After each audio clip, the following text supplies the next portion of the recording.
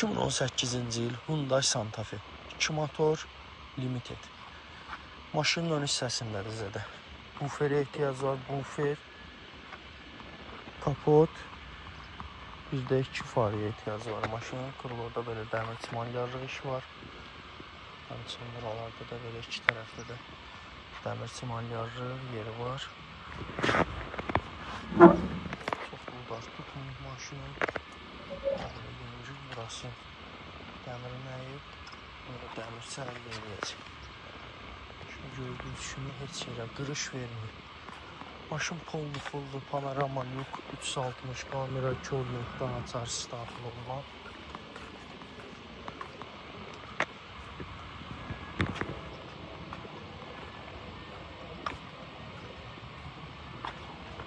Head-up displeyi mövcuddur maşında.